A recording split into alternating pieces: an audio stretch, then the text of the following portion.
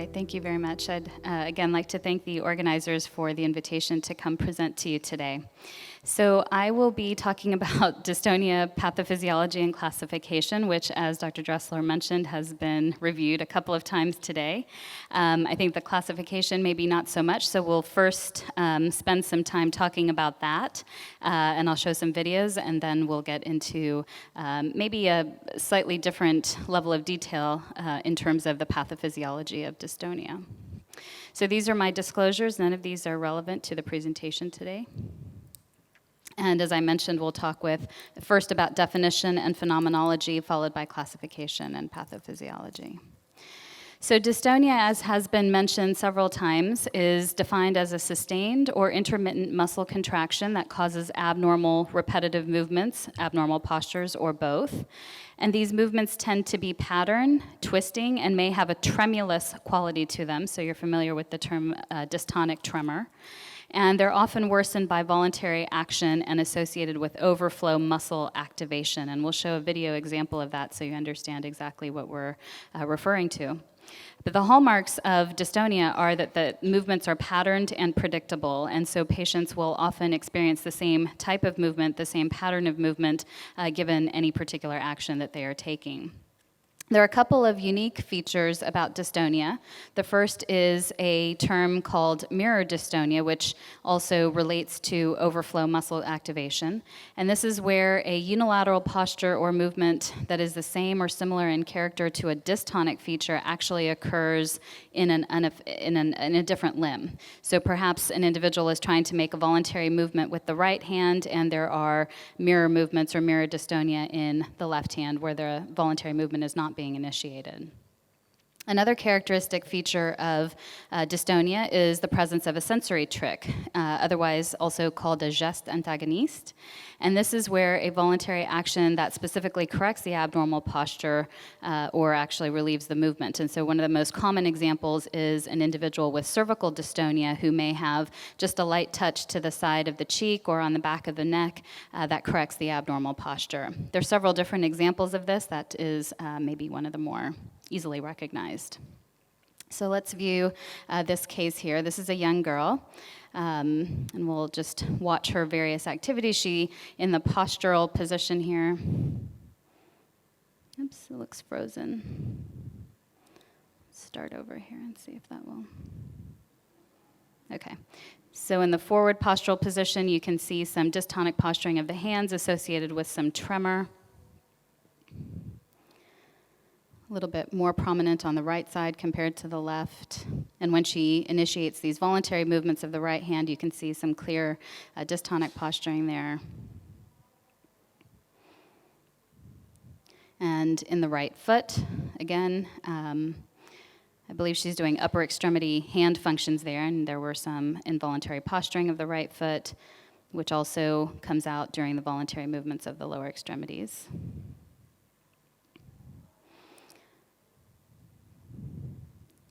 So her gait is affected by the abnormal postures.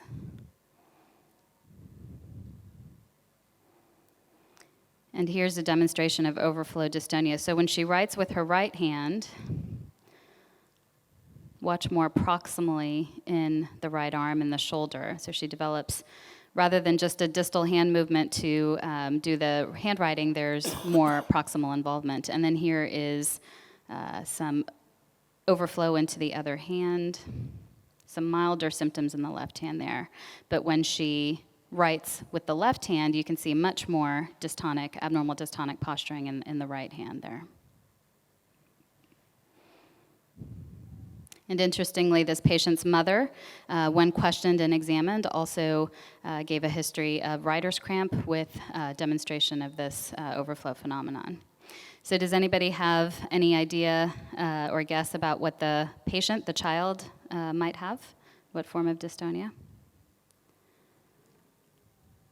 So she's young onset, childhood onset, with, I think the initial presentation was with the hand, but then on examination has much more multifocal dystonic involvement. This is actually a patient with a THAP1 mutation, which clearly she inherited from her mother. So dystonia can be differentiated from other movement disorders. We mentioned dystonic tremor, which is typically, as we saw in that patient, an irregular, jerky tremor that's associated with an abnormal posture or may also respond to a sensory trick. Whereas a essential tremor is more of a rhythmic and oscillatory type of movement. Similarly, a Parkinsonian tremor would be a little bit more rhythmic than you would expect to see in a dystonic tremor. Dystonia can be differentiated from chorea. As I mentioned, dystonic movements tend to be patterned and stereotyped. There's a very typical recurrent pattern of movements that happens versus chorea, where the movements are non-patterned and unpredictable. Dystonia can also be differentiated from myoclonus. The movements in dystonia are much slower. Myoclonus is characterized by a jerk-like, quicker movement of a muscle or a group of muscles. And dystonia can also be differentiated from tics. Tics have a sensory component to them. Patients will often describe a premonitory urge and a sense of relief after performing the movement, whereas the primary sensory component of dystonia might be, for example, that sensory trick. They don't usually feel an urge to make the movements. Those are completely involuntary, as opposed to tics. So in 2013, the classification, a new and revised classification scheme for dystonia was presented, and this is organized according to two axes. The first is the clinical characteristics, and the second is the etiology.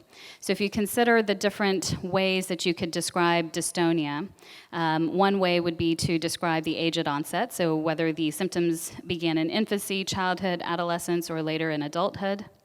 Another manner of describing the dystonic syndrome would be by body distribution, so we'll review that one in more detail, but this gets at the number of body regions that are affected with the dystonia.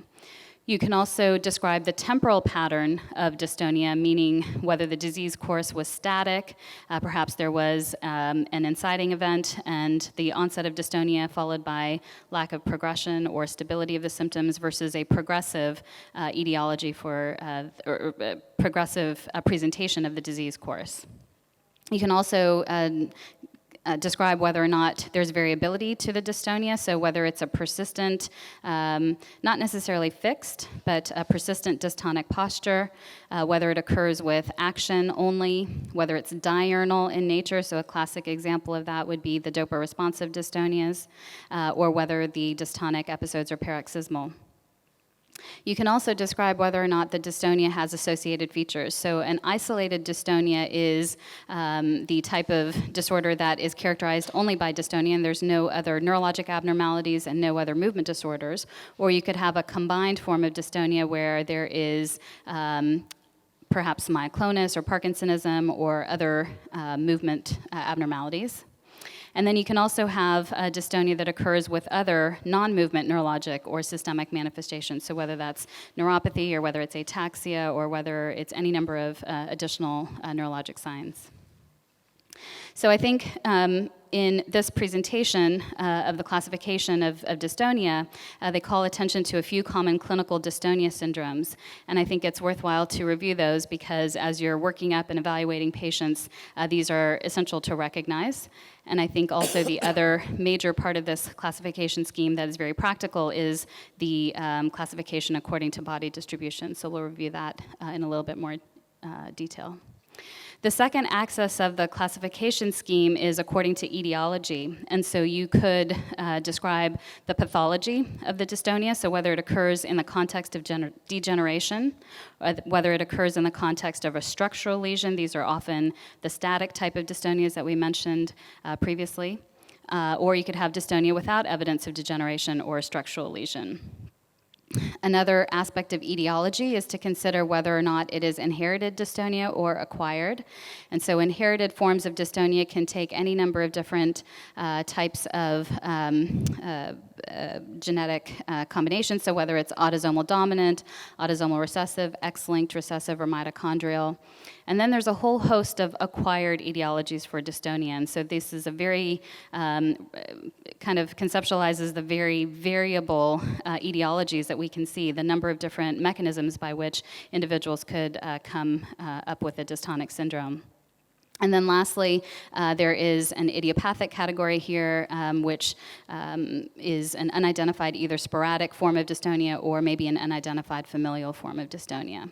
So this classification scheme, or this axis of the classification scheme, may be more useful for research purposes as we understand the underlying genetic abnormalities or other processes that contribute to this. This scheme may not necessarily yield a lot in terms of how you evaluate your patients.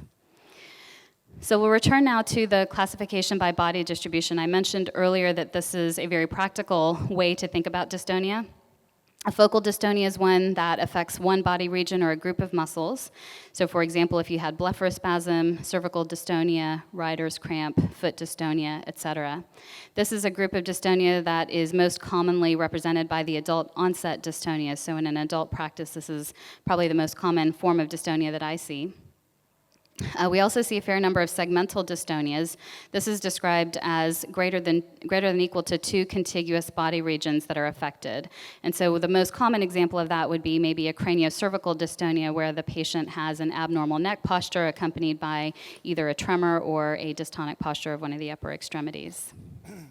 Multifocal dystonias involve 2 or more non-contiguous body regions, and I think multifocal dystonias may in some way be a form fruste of a generalized dystonia, but anatomically unrelated or non-contiguous regions. Hemidystonia is another important distribution to recognize. In this case, muscles restricted to one side of the face, arm, or leg are affected, and that often indicates the presence of a structural lesion in the contralateral hemisphere. And so if you see somebody with a hemidystonia, one of the first considerations should be brain imaging. And then lastly, generalized dystonia involves the trunk and at least 2 other sites. And this most commonly is the type of dystonia that affects younger patients, and they're more commonly inherited and more commonly generalized, progressive in their generalization. I mentioned also that the clinical dystonia syndromes can be important to recognize as well. So early onset isolated dystonia is often generalized in nature. It may start focally, but then spreads to other body regions and becomes more general. So just like our FAP1 patient that I showed you, that's DYT6, these individuals have purely dystonia as their manifestation. There should not be any other associated neurologic signs or involuntary movements. So that's important to recognize because, especially in a pediatric population, one of the foremost considerations in treatment is, I'm sure we'll get to in one of the later presentations, is the consideration of levodopa therapy, especially to assess for the presence of a dopa-responsive dystonia. Focal or segmental isolated dystonia with onset in adulthood is similar to just the focal dystonia that I talked about in the previous classification scheme. So any number of different presentations here, blepharospasm, oromandibular, cervical, rider's cramp, foot dystonia. There are some isolated forms of dystonic camptocormia, and certainly certain task-specific dystonias fall into this category. These are important to recognize because they're particularly responsive to botulinum toxin injections, and so recognition of that in order to initiate the appropriate treatment strategy is important. The dystonia plus syndromes can take the form of either dystonia Parkinsonism or myoclonus dystonia. Within the dystonia Parkinsonism, don't forget that Parkinson's disease can actually fall within this category, and there are certainly patients with Parkinson's who present with dystonia, often a foot dystonia as their first manifestation. So in an adult population with foot dystonia, this should be a primary consideration. There are certainly other forms of dystonia Parkinsonism, including the rapid onset and the X-linked dystonia Parkinsonisms, and the neuronal degenerations with brain iron accumulation. Myoclonus dystonia is a particular syndrome in which features of dystonia and myoclonus can occur. Sometimes the dystonia is more prominent, sometimes the myoclonus is more prominent, but these are the most commonly recognized genetic forms of that are the DYT11 and DYT26, although there are several cases that may not have a particular genetic diagnosis. And then lastly, the paroxysmal dystonias are important to recognize. These can be classified either as non-kinesogenic or kinesogenic dyskinesias. So we'll show another video here. So this is a woman in her late 20s, and she's had symptoms for several years now. And you can see she has the dystonic posturing of the left upper extremity in that postural position, and then that's punctuated by these rather sudden jerk-like movements. So what is this clinical syndrome? It's a combination of dystonia and myoclonus, so this would fall into the category of myoclonus dystonia. And you can see here the impairment in her daily functions, such as drinking from a cup. She has more prominent proximal muscle involvement here with the dystonia. The thing that actually bothers her the most is the myoclonus component of it, and not so much the dystonia. These patients classically have alcohol responsive symptoms and may have associated psychiatric comorbidity. So I'll just throw in there the features that are suggestive of psychogenic dystonia, because I think this sometimes poses a diagnostic dilemma for us as practitioners. If there is a history of an atypical precipitating event or atypical relieving maneuvers for the dystonia, if there's pain associated with it, if the dystonia is sudden in onset or at its initial presentation. Some of these patients may actually develop fixed dystonia at rest, and so if you come across that, then you should have a high index of suspicion for a potentially psychogenic etiology. There is often in these situations variable resistance to manipulation and or distractibility, so if you're trying to manipulate the dystonic joint, you may get a sense of variable resistance or voluntary resistance to that. And sometimes, if you're able to catch the patient when they're thinking that they're unobserved, these symptoms may in fact be absent. These individuals may experience attacks of dystonia, and within that, the phenomenology can be variable, so that's another clue to a psychogenic etiology. They may complain of altered sensorium, so maybe altered mentation or confusion or something like that, which is very atypical for an organic dystonia. There may be other non-organic signs like sensory symptoms, and frequently these are suggestible during the examination. So keep those in mind when you are evaluating individuals, especially when it's a very infrequent or attacks of dystonia, particularly when differentiating from some of the paroxysmal dystonias. So this is a case of a 19-year-old female with sudden onset of right hand pain and cramping, followed by difficulty using her right hand. So you can see here that she has the flexion of the fingers in the right hand there. It's fairly constant.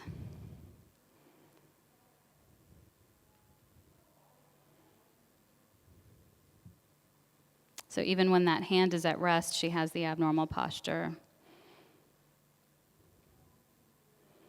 When she's performing hand movements, she doesn't really move the fingers, the flexed fingers spontaneously. And this, I'm asking her to open and close her hand, and she really can't manipulate especially the fourth and the fifth fingers there. So this is a very focal dystonia. It's affecting just the right hand. She doesn't have any symptoms in the lower extremity. And I don't know if we have sound here, but I'm going to ask her to open up the hand on her own. And if she can't do it just with the right hand, then she's showing us now how she would manually manipulate that hand. So even though she keeps the hand in that posture, it's not fixed. She can actually straighten it out.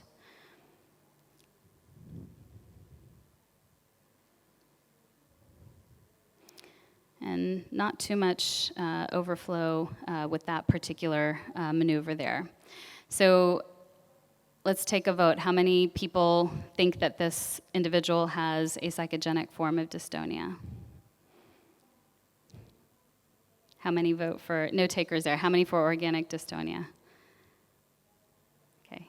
She actually had a brain lesion, so her MRI showed contralateral left, probably a cavernous malformation that encompassed the lentiform nucleus, the head of the caudate, and the anterior putamen. So she had a couple of these atypical features with the pain, the sudden onset, but brain imaging did reveal the presence of a lesion that was likely the source of her dystonia. All right, so those are just examples of how we could classify dystonia. The next part of this talk will be to review some of the ideas and concepts related to the pathophysiology of dystonia. So studies of pathophysiology often involve investigation of the isolated or primary dystonias, and a number of different lines of investigation have been pursued in order to study this. A common one is the transcranial magnetic stimulation protocols, in which we'll go into some detail of what these studies have shown. Also neuronal recordings that have been taken during DBS surgeries within the basal ganglia, most commonly the globus pallidus interna. EEG and MEG studies of the evoked responses in the somatosensory cortex, peripheral studies involving EMG and maybe muscle spindle studies, and then a variety of imaging techniques including PET, fMRI, and DTI. We're not going to go through all of these, but I'm going to try to illustrate some of the examples of the common themes of dystonia pathophysiology. So the first theme relates to loss of inhibitory control.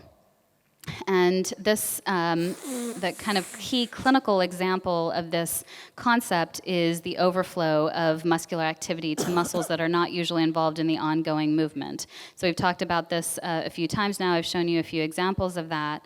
And the explanation may be this impairment of the surround inhibition. So if you heard Dr. Camella's talk earlier today, she was referring to this concept, but when basal ganglia structures are processing movement, we have obviously the direct pathway and the indirect pathway, but the idea that there is suppression of unwanted movements when undertaking a specific motor task.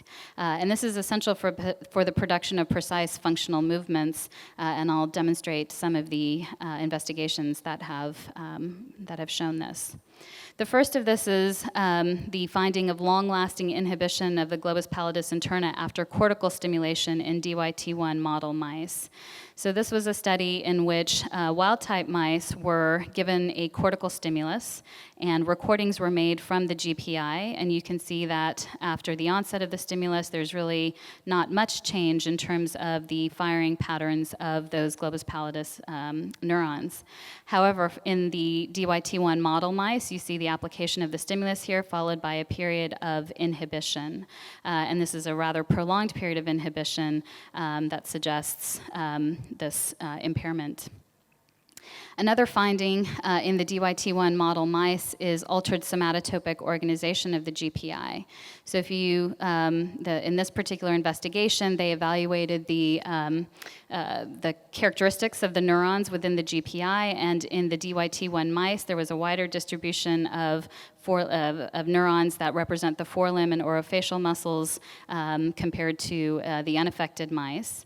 And in the top row here, these are representations of slices within the GPI, and you can see that there's a clear somatotopy. I'm sorry, these words are kind of small here, but there seems to be a clear somatotopy of where the forelimb representation is compared to the orofacial, and in some cases there were neurons that were not able to be characterized.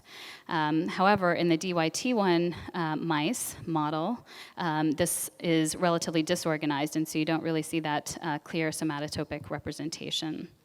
And so this is another clue into the concept of this impaired surround inhibition that is thought to occur in dystonia.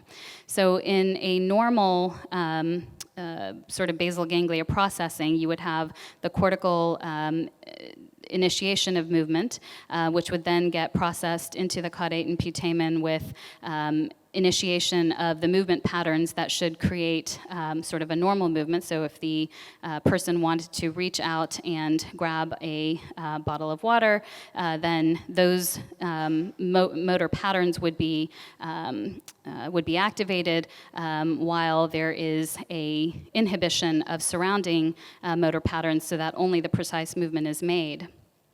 In these dystonic mice, there is evidence of reduced motor cortical inhibition, which then induces long-lasting inhibition over wide areas in the GPI, and this is thought to occur because, or at least partly due to this altered somatotopic representation that I showed you in the previous slide, and so you get more widely inhibited GPI, which then because of the way that the basal ganglia output is structured, activates wide areas of the thalamus and cortex in an uncontrollable fashion, which may lead to the presence of this overflow dystonia and involvement of muscles that are not otherwise intended to be activated during that motor pattern.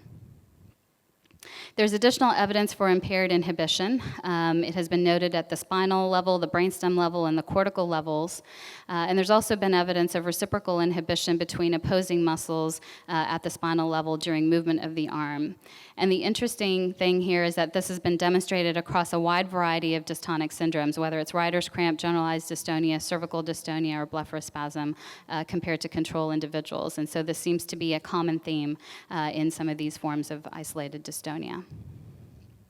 The second theme in dystonia pathophysiology is dysfunction of the sensory input and sensory processing, which can lead to impaired sensory motor integration. So the key dystonic manifestations or manifestations in dystonia that may relate to this are the sensory trick or geste antagoniste that we talked about. The fact that there are certainly task-specific forms of dystonia, such as Reiter's cramp or musician's dystonia. The fact that certain types of peripheral trauma can cause dystonia in the affected body parts. So, for example, in an individual who has complex regional pain syndrome, they may develop dystonic posturing in that affected limb. And certainly the common history of dry eyes or irritation that precedes the onset of blepharospasm in many patients. So there's definitely this idea of a sensory component to the dystonia, although, as we mentioned earlier, different from the urge phenomenon that people may experience with tics. So there is evidence for abnormal sensory input in individuals with dystonia.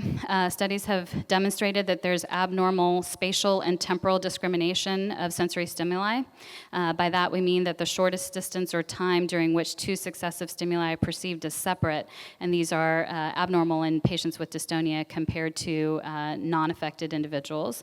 And the amount of this discrimination is related to the severity of the dystonia. There was also a study that investigated vibratory stimuli to the muscle spindle in Reiter's cramp, which showed that application of the stimulus could actually produce or reinforce dystonia.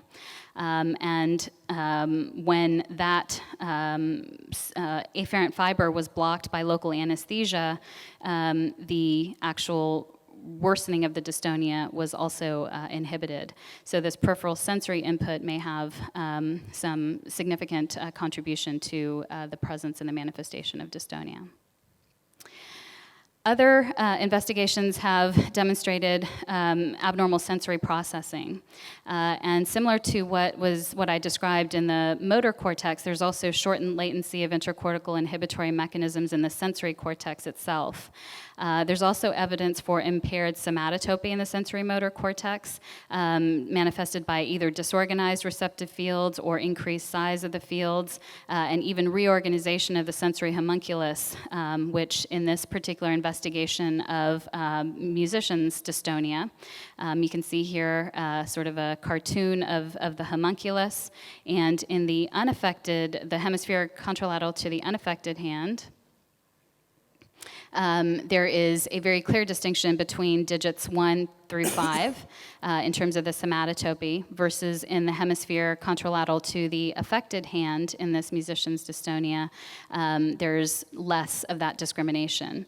And so this type of reorganization is demonstrated in this particular individual contralateral to the affected limb, but has actually been shown in some individuals to be present both ipsilateral and contralaterally. To add to this, there's abnormal cerebellar processing, which, again, Dr. Kamelek went into earlier a little bit today. But just remember that the cerebellum does receive sensory input from the spinal cord and may abnormally gate that information back to the basal ganglia. And I don't have a slide to get into that in a lot of detail, but this also may contribute to the abnormal sensory processing that occurs. So the concept of sensory motor integration. Yeah, sure. I just have one more slide after this. The interaction between sensory information and motor elaboration. When you have a motor plan, you intend to have a motor output, but at the same time as that's happening, sensory feedback does go back and needs to be processed and integrated with the motor planning. And so when that integration is abnormal, that may occur by several different mechanisms, then you may have the manifestation of dystonia. The last pathophysiologic mechanism is impaired plasticity, which is the ability, neuroplasticity is defined as the ability of the brain to form and reorganize synaptic connections, especially in response to learning or experience or following injury. And this is manifested by the delay between the onset of a lesion and the emergence of dystonia, the delayed response of dystonia to DBS therapy. And this has been investigated using a repetitive transcranial magnetic stimulation. I'll go through this quickly. Yeah. What's the time, please? Okay. Which has demonstrated the impaired, this is a paradigm that is investigating or demonstrating plasticity and is impaired in individuals with dystonia. So the genetic forms of dystonia have I think I'll just summarize here. The pathogenetic mechanisms, we know that there is a genetic basis for dystonia, but susceptibility we genes. We don't really have time to carry now a new topic on. Okay. So I'll stop there. I can take questions later if anybody is interested. Okay, thank you very much.